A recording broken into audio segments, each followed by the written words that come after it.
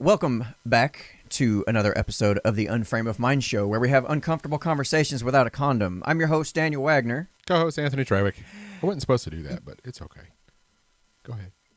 Wow. Should we try that again? No, it's great. Keep it running. Now I got to cut all this out. No, you don't. You can keep it. You throw it at the end of it for like a blooper reel. Your fake smiles is driving me nuts. It feels so inauthentic. You're listening to the Unframe of Mind show, the place to have the most mind-stretching, unprotected, intellectual intercourse of your life. Your hosts battle the forces of evil by lobbing fiery balls of truth, reason, and evidence over safe room walls.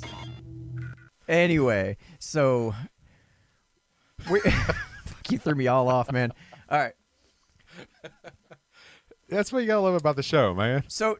Today, we wanted to have a conversation with our friend Adam SpinZ, our Aussie friend from overseas. As you can see, we've got this fantastic background back here to commemorate the Aussie in this man. Of course, he can't see it. Yeah, even though I can't see it, I appreciate it. Look, I didn't throw it to you, man. Shut up. Oh, sorry. Anyway, so... We got in a conversation on Facebook, and we got to talking about a topic that seems to be hot and heavy in the cultural and political sphere lately, and it has to do with minimum wage and how high it should go, whether we should have it, shit like that. And we decided, hey, you know what? Instead of getting in a big old debate about it here, let's go ahead and make a video out of this and see what kind of agreement or disagreement we come to. So I'd like to welcome our friend Adam SpinZ to the show. Welcome, Adam. Hey, thanks for having me on. I really appreciate it, guys. Good to have you back. Right on. It's yeah, likewise, man. So before we get started, it's been a while. Yeah, absolutely. So before we get started, if you'll do the audience a favor and just tell us a little bit about who you are and that kind of thing, and then we'll just jump right in. Yeah, well, basically, I have a same kind of like gig that you guys have. I started off as a hip hop DJ / radio show host on 89.3 FM here in Sydney, and I guess they progressed towards a more political sphere of things, which I've always been interested in. I'm also a bit of a, I guess you say, researcher as well. I won't get too much in my academic background, but I have academia page if people want to go and check out my essays and stuff. But I'm mostly on the sociology / social work side of things. Also economics as well, but mainly sociology aspect of economics. So that's my background. So. Right on. In a nutshell. Well, that was a hell of a nutshell. I appreciate that. I think we just got your whole life story in about 10 seconds. Perfect. So I'm going to try to not refresh, but rather recap what we were already discussing, and then we'll just kind of take it from there. Let's start there on the Facebook and see what is. And basically, right now, in the political sphere, as the 2020 election starts to ramp up, you're starting to hear the Democrat debates, and they're talking a lot about the minimum wage, and some of them are mentioning it anyway. Most of them are talking about healthcare, but the ones that are talking about it, they're talking about increasing the minimum wage to $15 an hour. It's the only platform they've got a leg to stand on, I guess. Yeah. So yeah, what issue? I mean, yeah. I can't remember what the exact post was, because we have an Unframed Minds Facebook group that's a lot of fun. If y'all want to check it out, go ahead and search us out on Facebook at Unframed Minds, and you can join the group. But we have lots of discussions. You can see the original conversation we're having. Yeah, you'll have to go back and find it, because we do a lot of we talk a lot about a lot of things. Yep. But, So the conversation had something to do with that, and I remember the part that got us into our discussion between you and I, Adam, was that I was pointing out that I think it would be better to have no minimum wage. Like I think the current minimum wage is too much. And you had felt like a $15 minimum wage was reasonable, or I don't want to misstate your side. Yeah, what I was saying, my actual discussion at that, and I think this is where we got our wires crossed, so to speak, was I believe that there needs to be a minimum wage in order to have some protection for those who don't have the ability to, what we call in Australia is collective bargaining. So all us three can basically go to our employer and say, hey, you know what, I think I'm worth this much. If you don't want to pay it, that's cool. I'll go to the next person. But someone coming from the disability sector, and particularly, I work with a lot of clientele that don't have that ability to actually negotiate, negotiate in general. So that's why I believe a minimum wage in terms of, it doesn't have to be mandatory across the board, but to protect people, them in particular, who can't negotiate for themselves, I think is absolutely a requirement, because that's when you start getting into exploitation territory, and that's what concerns me generally. That makes sense. Did you want to start? No, I just kind of wondered. Kind of with us so far? No, I am. So, is there a base rate in which they start that negotiation as far as pay is concerned? Right. So this is what we have. Well, in Australia, we have award indexes, which is basically every field or every, say, industry has a set award wage, and it doesn't matter if you're male, female. The only way that it varies is according to your age. So whether you're 19 or 35, then your wage will vary because of experience and whatnot. But that normally should be on, if it's not GPI indexed, it should be based on GPI index. So if you're talking about having a set minimum, it's got to be, and it can't be based on inflation either. So it's got to be based and set on something. And your GPI or your domestic product growth that's how it should fluctuate. And we were discussing it should be based on supply and demand, because the counter argument you were saying, I believe, was, well, the prices of everything goes up, and if you have a set minimum wage, and that's never necessarily been proven to be accurate, because there are different ways that you can set up a minimum wage, and it goes on the supply and demand of the actual industry. Of where you're at, not particularly what the services, the profitability of the services, if that makes sense. All right, yeah. So to basically give my side of what my argument was, is that the problem with the minimum wage is that it prices out anybody that is not able to provide at least that amount of value to the marketplace. Right. It makes it so that, say, like, for example, the biggest example that comes to mind is my children, for example. Yeah. I have a 14-year-old that is ready and willing to work. She's looking for a job that'll hire her right now. She's looking to start putting her skills out there. She's looking for a way to actually start contributing and learning the basics. And in order to do that, the way it used to work is kids as little as 8, 9, 10 years old, if they wanted to, as long as they could help out and perform a task, they could get paid. It might have been a few pennies, it might have been a couple bucks, but at least there was a way for them to get started, to take that first stepping stone into the job market, start to develop those skills, and to start to be able to prove their worth in the marketplace. Well, that's essentially what award waging does. Is, say, for example, I don't necessarily believe that your 14-year-old should be getting paid the same amount as I'm getting paid due to experience difference, right? I do. But like you said, there should be an entry point. Now, wait a minute. Why you say that? Like, I guess what I'm saying is, say she has more experience building a widget. Let's just say that this job is you're building this widget. She's already got more experience, but she's only 14. She's already been doing it for a couple years, for example.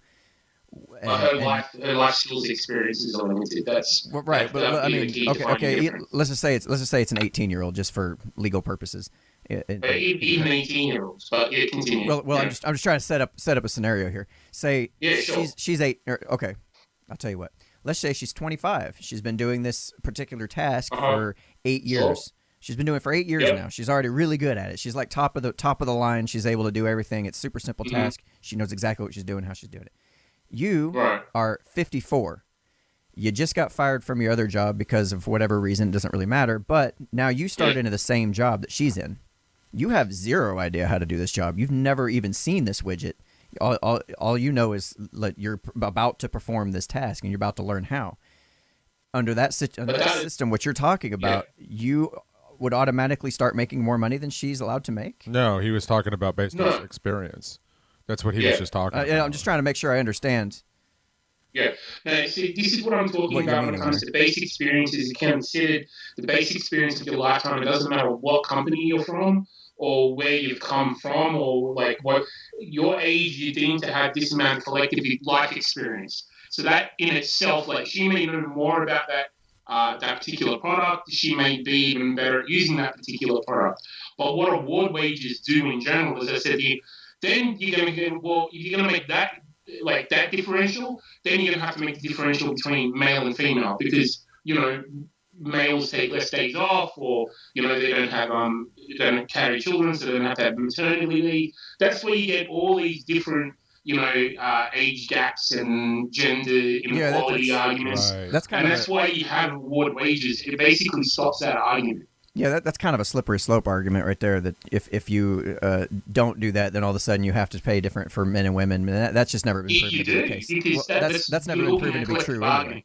But I guess you're right. That's That's what, what you were explaining yeah. was the fact that it doesn't matter how many years of experience, that she would have. If somebody came in that's older, like he explained, has more life experience, would probably end up getting that job. So then I feel like that maybe her qualifications are just kind of thrown out the window and dismissed altogether, Yeah. and she's not going to get paid. That to me, I don't like, and it's one of the reasons Yeah. why I mean, we obviously don't live there, but for me, I'd like ideally, to see a definition of what life experiences means in the job market, because quite frankly, if I'm an employer, I could give a shit what your life experiences are. If you don't have the skills that I need, you're not going to do me any good anyway. right. And I think this is where the problem comes when we start talking about minimum wages and we start talking about award rates. I think the economy of the actual countries that we're talking about is definitely going to come into question. And if I'm not mistaken, you weren't quite too sure what I meant when I said award wages originally. Right? Yeah, I hadn't heard of if it. you To be clear, you never heard of the concept before. Yeah. So if you go to just the Australian, just so you know, Sorry. hang on, just so you know where I was coming from is when you said award wages and the way you were describing it first, I thought it was just another term for minimum wage, like the Australian way to pronounce it, and that wasn't. Yeah. Now you realize that there actually some substance behind Right. that No, word, right? yeah, we've already started to discuss that a little bit, and now I know there's a difference to it, and I just really don't like the idea of some central authority stepping in and acting as if they know what your worth is. Like they can try to pull the levers and try to balance it out and try to make it fair, but every time it's been tried, you end up just screwing something else up, because as soon as I pull a lever here, 3 other levers over here have gone completely haywire, and it doesn't start making any economical sense. And that's why you have a second option, which is what we call collective bargaining. Mm-hmm. What collective bargaining basically means is you're the employer, I'm the employee, we sit down. You can't go below the minimum wage, say, for example, or your award wage, which let's say for argument's sake, is $15 per hour. However, I believe I'm worth more than that, and you really want me in your company, say, for example, like you really, really want me, I'll go, well, okay, I believe I'm worth $19 per hour. So even though we haven't gone below that minimum wage, I've been able to negotiate with you what I believe my self-worth is. And of course, that's up to the employer whether or not they want to sign off on that. Now, the counter argument to that before you jump in is, well, what employer in their right mind is going to give an employee more money, right? More money than they're what? always going to go to what the minimum wage is. More money than more money than what? The minimum wage, what the award rate is. Okay. which is $15 an hour. That would never have been my argument. A lot of people do say that though. Like they do say, well, because I know how business works. Like that makes no sense. Right. But a lot of business people go, well, the award rate or the minimum wage is $15 per hour, and that's all I'm willing to give you. So it's up to you as an employee whether or not you take the minimum wage, or you think you're valuable to that company enough to negotiate your own contract. That's when you start getting collective bargaining. But when you negotiate, you're also negotiating your I guess experience in that field, correct? Correct. Because that also is applied to your negotiation. So if I've got, like what we were talking about, we know a woman's got 8 years experience with that widget, she then can go to the table and say, hey, I think I'm worth more than $15 an hour.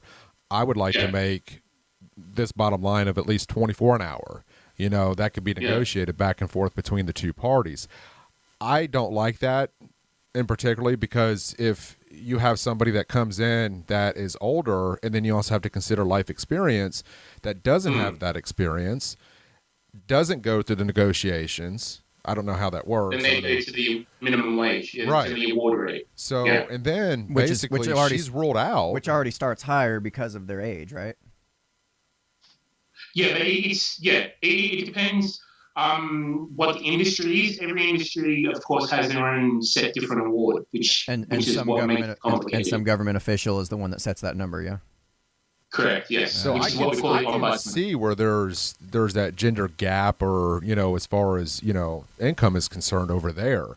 I can see that with a system set up like this, because to me, I feel like over here in America, you're truly based off your qualifications if you're going to end up making a certain amount of money. Over I and recently above And he minimum would wage. agree as Right. well. Yeah. So for me, it's like I went through that whole process more than a year and a half ago, and because of my experience in history, I was able to make a lot more. But at the same time, too, it's one of those situations where, as a company or somebody that owns a company, I would think I would want somebody with the experience, not necessarily the life experience, because you can have all the life experience you want, but it's common sense and it's understanding the product in which you're trying to sell, you're trying to build, that I would want in my company to know that I'm putting out a good product. So that's to me kind of where I go with it. You would be classified as what I call a good employer, right? And I'm not saying this to the business community as a whole. There are a lot of dodgy operators there that only think of their bottom line. Right. And what they would say, for example, I take at least have my own booklet. I won't say the company or whatever it was, but I was negotiating my own contract, and this was just recently. And the minimum wage is $21.50, or the award rate is $21.50 for my age group, right? Right. I'm not going to say what that age group is. And 15, I went 42. in there 15. We originally settled the contract because they really wanted me to work there. We settled the contract at $23 per hour. And that was basically me running the facility, me looking after the IT, me looking after the actual participants or clients that we had in the day program. And then it came down to, well, they found someone with the same qualifications, same age group, and they were willing to work for less than that. Now, this is the problem with the collective bargaining. And my thing is, this particular operator was only interested in costs. So unless I met the $21.50 that they wanted to pay me, they weren't willing to give me the job. So unfortunately, in that time in my life, I really needed that job. So I went and said, hey, you know what? For $21.50, I'll work in a couple of months, pay off a few debts, and go for it. So that's the way that worked out. But originally, we did agree to a $23 per hour pay rate. So sorry to interrupt here, but what I'm seeing here is a potential. Now, I could be completely wrong here, but what I'm seeing is a potential situation where you're needing a job, you're of a certain age, which at that certain age they can't pay you less than a certain amount. Correct. But the problem is, based on your actual experience and your abilities on the job, you won't be able to provide that much value. Like, you might only provide $1 or $2 less than that value, in which case it's actually costing them to bring you on. So they won't. Well, that is an argument. Yeah, that's what some people do say in regards to award wages. But I look at it as if you're looking at exploitation, especially of older workers in Australia. I'm not too sure about the US, but we have a real big problem in terms of age discrimination in employment here. So, say for example, if you're anywhere between the ages of 50 and onwards, they normally get you to say resign, or they pay you out for your role. And you get a nice lump sum or whatever it is that you get, whatever you've negotiated with your super benefits and all that. But then if you want to go back to work after that, it's very, very difficult for these people to actually find jobs because nobody wants to pay them that set amount. And not only that, it's cheaper for them to bring younger people in on a cheaper award rate. That's the big problem with having it discriminate by age, even, just because, like you said, the older people. But that kind of throws everything out the window if you think about it, because not only are you discrediting life experience, but also experience in that field. But that's one thing that they're looking for. So they contradict each other, and I'm like, but. So here's the problem. Here's the problem. Here's the problem here. Like typically, let's in a perfect free market scenario, where there's no government interference, no regulation. I know nobody really has one right now. But let's just say in a perfect world, perfect free market environment, you would have employer and employee be able to negotiate their wages. The wages are based on the employer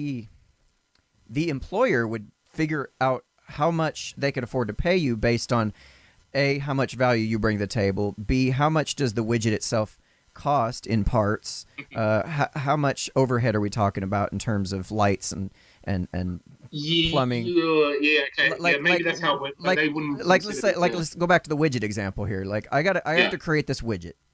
A customer's only willing to pay a certain amount. Like I can only price it so high at some point because customers won't buy it. So I'm bound in that regard as to how much I can charge. This idea that this idea that businesses just can charge whatever the hell they want and people have to pay it is completely ridiculous because the customers are only going to pay so much. But that's the way that it is, though. But it's a competitive market, so you have to be within those Let's say this widget, it costs me $20 per widget to make, and I can sell them for $30, right? Yeah. That means that extra $10 is where all of my extra costs are considered. That extra $10 is beyond actual materials for making this thing, is my labor costs, my overhead, my advertising cost. I have to save some money for capital expenditures later on down the road to replace new equipment. Yep. Like there's a lot of other expenses that go into that control. And I have to figure out, okay, so there's only so much I can sell this product for. There's only so much I can pay an employee. So even if we negotiate, there's a maximum amount we can get to. Now because of minimum wage, there's also a minimum amount. So now I'm kind of stuck to negotiate between this little bitty spot here. And this employee is new, full of fire, ready to go. But at this particular moment, he's still new and can't provide the amount of value that I need. As you know, it's I'm like all these different myself, and I totally get your argument.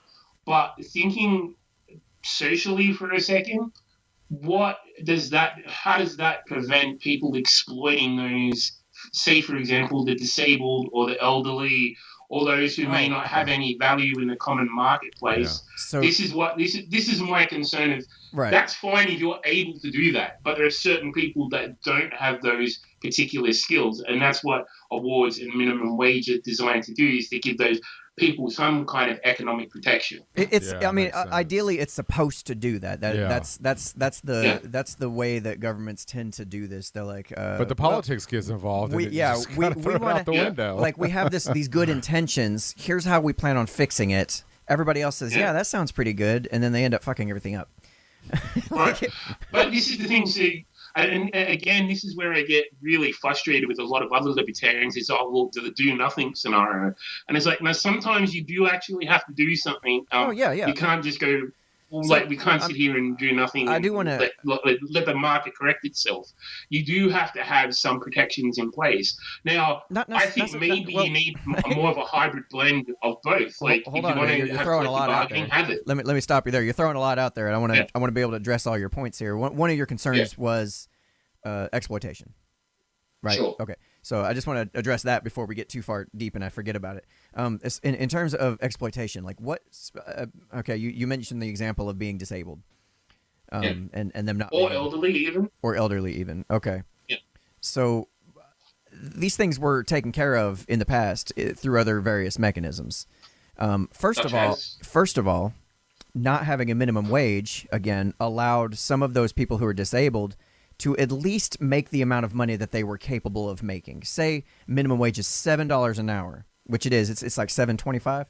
I believe so. Yeah, or $7.50. I think. Let's just say $7.50 here. It's $7.50 here. Let's say minimum wage is $7.50, but I'm disabled and I can only provide, like, I can work my ass off, and all I can really provide in value in terms of actual productivity is $5 an hour.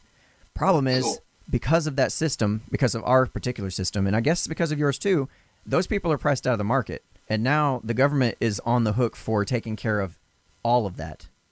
Or they have to say, well, we have to pay them a certain amount, and now you got to have some kind of a supplement given to the employer to cover the gap.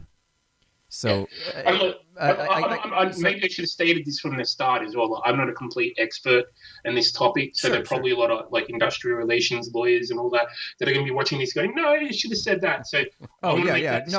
Yeah, of course. We're going to get critiqued out the ass. Yeah, anybody who's watching this, but inform us. Let us know if we're wrong. Yeah, anybody who's watching this, we are. Right. Yeah, exactly. We're just having a discussion based on the way we understand what it. We know. So to finish that point, the way it used to be handled was you would have people who are disabled that were able to provide $5 worth of value per hour. They would go and do that job. They would then have the dignity of actually providing value and having a purpose.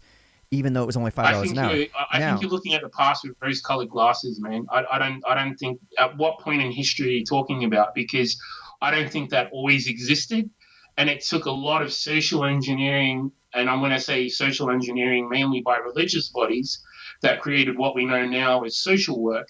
And it became in the form as registered charities and all that kind of thing. Right. That's how I was going to finish up your concern. There was to cover that gap. Private charities would take care of that, because the private charities are way better suited and equipped to handle those kinds of scenarios than the federal government is, because they're more personally involved in it. They understand, hey, Johnny has a disability, he can't really work that much, but we'll go ahead and cover. And there was a point in time when the amount of poverty was actually going down more and more and more. It was going down by like something like 1% a year for the longest time. Going down. And then the government said, "Oh, well, we can't have that. Let's go ahead and start giving out welfare benefits." And once they started doing that, like from that point forward, now we've got like the level of poverty just continues to increase more and more and more and more. Yeah. And it's like I this problem was already getting solved. Argument, and I totally understand where you're coming from on that, and that is a large issue. That's something I've spoken about as well. In particular, what we have a large problem here with intergenerational welfare, because I know in the US you're only allowed it for a certain amount of time, where in Australia is you can be on welfare for the duration of your life. Oh no, that's the same way here. Okay, yeah, so there's no certain amount of time. It's only limited based on like how much you make. So if I'm on welfare and I'm collecting food stamps, I've been through this scenario when I was a little bit younger. Plus, you have people that are collecting unemployment too. Yeah, I had. Yeah, well, our welfare is unemployment, so they get checks. Right. Well, I've had 4 kids. I've had 4 kids when I was younger, and I was. You still have 4 kids. True. So, just. What do you mean younger? So there was a point when I was, say, 25, and I had 4 children at that time, and which was my own mistake, and we actually did collect food stamps for a time. Now, at the time, I was making $13 an hour. Sorry, I was making $12 an hour, and my boss was willing to give me $1 an hour raised up to $13 an hour. Now, here's where that shit gets you. If I was to take that dollar raise, I would have lost more in the amount of food stamps I was getting. Thus, that dollar raise would have made me poorer for taking it. So I had to turn him down. I did the math on this. I went through and went through all the price charts. I would have had to been given a raise all the way up to $16 an hour to break even. And that's not even to cover the cost of insurance once you get on with the company. Well, it wouldn't even cover insurance. But this is just, and there's no way to finish. Well, hang on just a second, Adam. Hang on. Yeah, but that's all foreign concepts to me, man. Hold on, just to finish my point. There was no way in hell my employer was going to give me a raise from $12 to $16 an hour because he felt like I was bringing enough value that he was willing to keep me on for $13 an hour. That's my whole point. He might have gone to 14 maybe if he was feeling generous, which I knew the guy. He probably would have, but there's no way he's going all the way up to $16 an hour. Not yet, because I was still new. I still didn't know everything. I was still learning. Now, imagine if you didn't have the protection of the minimum wage. Think about some of the arsehole employers that have been out there, who I've had the unfortunate pleasure of working for in the social work industry as well, that would say, hey, I'm only willing to give you $6 per hour. Yeah, bye.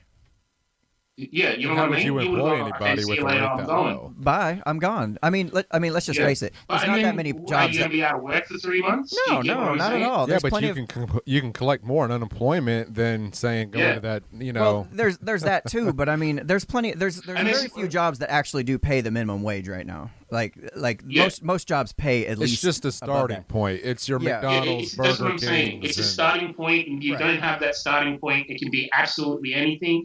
And I think here the issue is, in Australia in particular, is we have a lot of welfare dependency. Like, there's an actual figure on how much debt is generated by people that are on welfare, but they give, I guess you couldn't call it unemployment benefits here, and that goes throughout the entire period of a person's life. They don't have to work. They don't have to, and it's up to almost $600 per fortnight Australian, which is like $300 a fortnight they get for doing nothing. Yeah. That's just not. I like the old thing that whatever you incentivize, you get more of, and whatever you punish, you get less of. So when you sit there and incentivize unemployment with benefits, what do you think Yeah. you're going to get? You're going to get more unemployed people. Yep. Who Exactly. are below Which is why that certain level who, Yeah. like I said, maybe they can't provide that much value, and now we have to pay them unemployment. Maybe they can provide that much value, but they don't know confident. how's the government know? They don't know. No. But So they don't know, they're but I paying. think it's also the individual themselves as well. And this is probably my libertarianism coming out and being as I know how much I'm worth as an individual, right? The government has no idea. To them, I'm just a number on a piece of paper, as are you and as is Andrew as well. But my whole point with this being is I can go to a company and say, hey, I think I'm worth $40 per hour. Are any of them going to pay it? Sorry. Hello. Oh, by the way, my name's Anthony, not Andrew. So why do I call you Andrew for? You did it last time we had you on. Yeah. You tag me on Facebook all the time, so you got to type in my name. Yeah, I know. I just maybe you look like an Andrew. Yeah, you are very Andrew-like. I get more of a Jose Rodriguez, kind of a Mexican. No, you're not Latino. No, I didn't see it. I tell people I'm too tall. All right. So am I okay? Sorry. Just to be clear, I haven't really asked you to clarify. Are you in favor of this particular system you're under and still able to point out the downsides to it, or are you suggesting that this is what it is and I'm just explaining it to you? Is that kind of where you're at? Oh, It almost kind of sounds like we're trying to understand each other's basic economics when it comes to different cultures. Well, I've got that much, Right, And I'm just trying to figure out where you stand. Are you in support of it or against it, think, or? You asking me, do I believe there needs to be a minimum wage? Is that what you're saying? I guess that's how the original conversation started. So I guess let's start there. Let's talk about just the minimum wage itself and not the extra other stuff around it. Even based on what I've brought up to you, you still feel like there should be a minimum wage. There should be a minimum wage. Okay, and my main concern to that is, despite how I think politically, is exploitation of, like I said, the disabled, the underprivileged, and you start going to slave labor markets then as well, and that's the main reason why I do think there should be a minimum wage. So do you think that? I don't mean to interrupt. I got to follow up to that. So it might be the same thing I'm going to ask. Okay. But go ahead. Oh, the follow up has to do with you think there should be a minimum wage. The follow up is who should enforce that minimum wage? Should it be a private market entity or a public market entity? Good question. Why don't you just cap it on private growth index or GPI?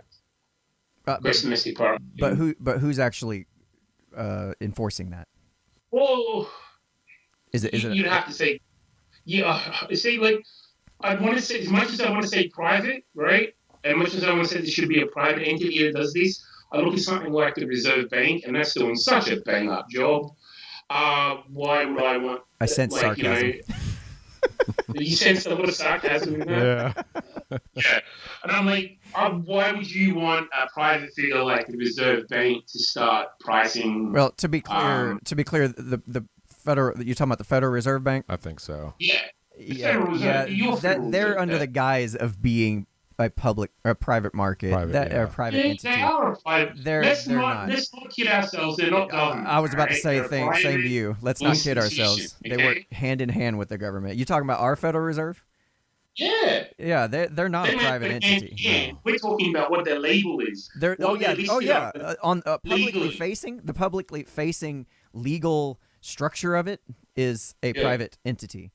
The way it operates, they're a private enterprise. They're not a government department. Well, listen, the way it operates, they are government ran, and what I mean by that is there is a governor, not a government governance, like governor, but they're not government run. It's the other way around. But come on, let's not get into this one right now. Well, this is a whole other topic for another day. No, I'm ready for this. No, because what I mean by that is they are actually. They're mandated by the federal government to be they're a monopoly on their own. Yeah, and this is my whole point. So if you were to have a private sector to organize all these, it would have to be something like the Reserve Bank and your Reserve Bank, and I don't feel entirely comfortable having someone with that much power outside the government. And even saying that, I don't feel comfortable with someone inside the government having that much power, which is probably why you might have to make it like a government department on its own that handles this. That's the way that I would look at it in your case scenario, which is like what ours does here. We have ombudsmen or separate governors. Now I do basically look after it. I think I'm okay with the idea of having an enforced minimum wage handled by a private market that is different depending on the industry, and the private market entity that handles setting those rates would be very closely tied to the industry that it's actually involved in. Yeah. And there would be the ability for competition between, meaning basically it could be something like the Better Business Bureau that's a rating system that says, yeah, okay, well this company here, they agreed to pay this minimum amount. They meet these qualifications. They have a good reputation, and that makes it more. It puts everybody's incentives in alignment. Where if I'm an employee, like you have like a governing body, I don't have an issue with that. I think that'd be, like you're saying, that'd be the best option. Yeah, it'd be a private market governing body, right? Yeah, some central authority figure that basically says, I deem your market or your industry is worth this amount, so therefore your wage has got to be at least worth this. Yeah, that I'm totally against. So this is where I'm like 50-50, like you're saying. So here's what could happen in that scenario is if I'm an employee looking for work, say I'm looking for dentistry. I want to work in dentistry. Mm-hmm. I go around town, I look at all the different dentists that are available, and I look on their front door, and they've got the sticker for this governing agency. Yeah. They've got like 3 stickers for 3 different governing agencies that have great reputations. And I'm like, yeah, I really want to work there because I know that they meet certain standards. And then I go to another dentist, and they have none. I could choose to work there. It may not be, maybe I'm a younger kid with no experience. It could be a good place for me to start. Maybe they are. Maybe the company itself is good and they don't need the other, Exactly. So it could be done on a voluntary basis without any force. Yeah. It could be done in a private market setting. And then you could still have a somewhat mandated, although socially mandated, minimum wage versus a federally mandated minimum wage. I would be okay with that. Exactly. And that's my whole point, and that's my whole point and premise as well. If it's the industries themselves that are coming together and saying, hey, like we have, and like the government can back it up. They know what these industries are worth. They see how much taxes they're paying and what their revenues are coming in. They know exactly what's going on. And as long as there's no, like you said, my main key point is the exploitation. Mm-hmm. As long as that's taken care of, then that's fine. And I think something like what you're talking about would be the best option because, like you said, it's up to the employee whether or not they want to work there, as opposed to, that's my only option, so I've got to take it. Right, versus every single dentist in town having to follow some certain exact standards, and then, my biggest concern with the regulation is that it kind of prices new competitors out of the market and forces prices up. Not necessarily. If you've got a good, this is what I was trying to explain to you before. That's exactly what it does. Well, when you're matching profitability of a company when it comes to a person's wages, right? You remember you brought that argument up? Say that one more time. You said about the profitability of a particular company when it comes to indexing someone's actual wage who works there, right? So if the company's doing crap. Taking that into account Yeah, right. So and this is where that argument comes into effect again, is that has no say. Because in this particular case, you don't have to. It would be on supply and demand. Mm-hmm. Whereas what really the minimum wage should be indexed on, it shouldn't be indexed on every individual aspect. Because you have too many companies that are providing too many different services. So who has the moral authority to say, hey, we believe, like you said, it should be $21.50 or $15 or whatever like that. The system that we're basically talking about now. It empowers people to have that bit of incentive to go, well, I need to start researching the companies that I'm going to be working for, whether or not I have these protections. Because another thing I had to negotiate my actual work wage that I was saying was my days off. They wanted me to work 6 days a week, and I wasn't willing at that particular stage to work 6 days a week. So I ended up negotiating it, hey, I'll take the $21.50, but I'm only going to work 4 days a week. And they were happy with that. Yeah, so that's how, man, I think honestly that final number should be determined between you and your employer, nobody else. It's really nobody else's business. Yeah, it's just like when you're making love with your girlfriend, man. Like I don't need a federal agency telling me exactly what moves I can make and how I have to do it. I mean, me and her figure it out. Well, if she gets pregnated, you need to be protected. I mean, But me and her come on, figured it I can out. see all the shit that you're going to do right now. You need some government interference in your life. All right, Adam. I think that's a good note to wrap up on. I feel like we've actually had a pretty productive conversation here, and it's kind of I would interesting. still, yeah. Yeah, I think it's kind of interesting getting to learn a little bit more about how you guys do things and how we do things, and then trying to figure out what would be an ideal solution. You know, at least we were able to provide some kind of an idea for a solution. That, you know, I was just listening most of the Yeah, time. yeah. So, at any rate, well, listen, I appreciate you coming on and having this discussion with me. I appreciate you having me. Anytime you guys want to come on my show, you know you're welcome. Yeah, you want to let people know where they can reach you? Basically, the Bullshit Blog on Facebook or YouTube or any of the socials, just hit us up. And of course, thebullshitblog.com. Right on. All right, y'all. You've been out watching another uncomfortable conversation without a condom. We'll talk to you soon. All right.